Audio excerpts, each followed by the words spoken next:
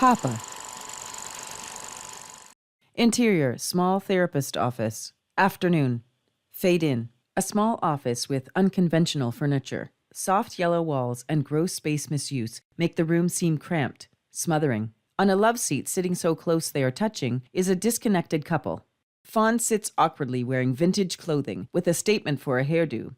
And Rabbit, often called Rabbi, 30s, a well-dressed smaller man, in a way that he could be 7 foot tall, and you would still never describe him as large. In his own oddly shaped chair is their therapist, Mark, 50s. Mark's wrinkled face shows the weight of shouldering all his clients' traumas and issues for the better part of his life. The room sits uncomfortably quiet, waiting.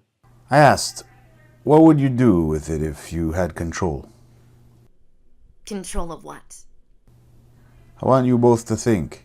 If you had all the control, all of it, how would you use it? What a waste of time. Hold on. Fawn is riled up. A mix of anger and sadness is written on her face. Mark, I want this to work. Shit, I need this to work. It was so hard to get Rabbit to keep coming here.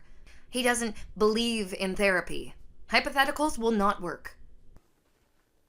To be clear, I don't not believe in therapy. It's not a leprechaun. He turns to Fawn. Look, I admit I'm frustrated, but that's only because I'm not sure we need this. But I'm here, am I not? I know you have a process, and I want to respect that.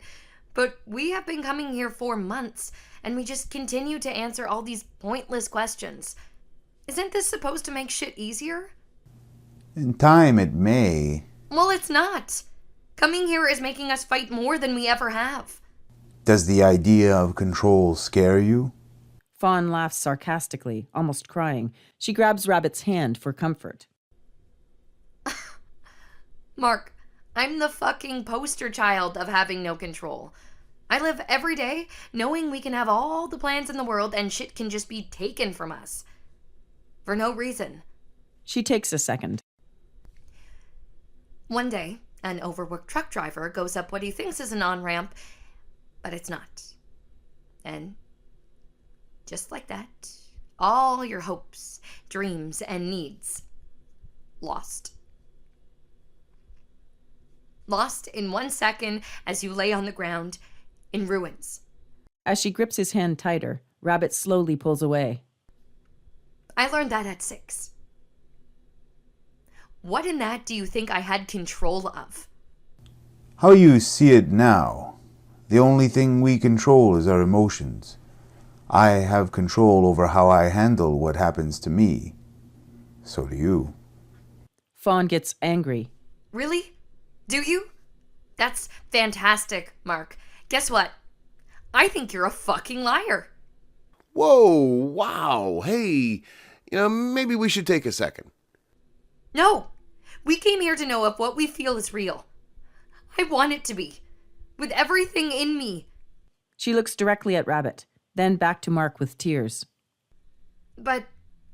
Back to looking at Rabbit. He stares back with wide, fearful eyes. But what? We sometimes feel like complete opposites just playing nice for comfort. Just because it's easy. We never talk about anything real, like no fucking communication at all. Rabbit smiles, a sad smile. I mean this with love. None of this is easy. You are not easy. But I still want you, a family, a life. But to you, all that seems like a prison. They take a second in silence, looking right into each other's watering eyes. Then Fawn turns to Mark. Yeah. So, if I had control, like any fucking amount of it, I would use it to skip ahead. To know if what we want today is worth what we could lose tomorrow. Just to know. Can you tell us that? Could anyone ever tell us that? Casting back to Mark, something has occurred to him. As this thought enters his mind, his demeanor changes. Mark's weathered face begins to grin, stretching way past what a normal smile is capable of. No, I can't. Both Fawn and Rabbit seem confused by Mark's response. That's it? You can't? No, but Something more immersive, more revealing could, possibly. More revealing than therapy? His program has helped people all over the world. Whose program?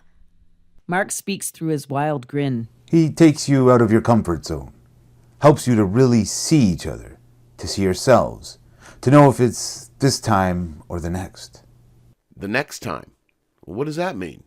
Mark pauses, smiling for a few seconds. Rebirth. Excited, Mark frantically gets up and pulls out his keys as he walks to his desk. Hands shaking with joy, he unlocks a hidden drawer and finds a small pamphlet. With tears in his eyes, he hands it to Fawn. What is this? Answers.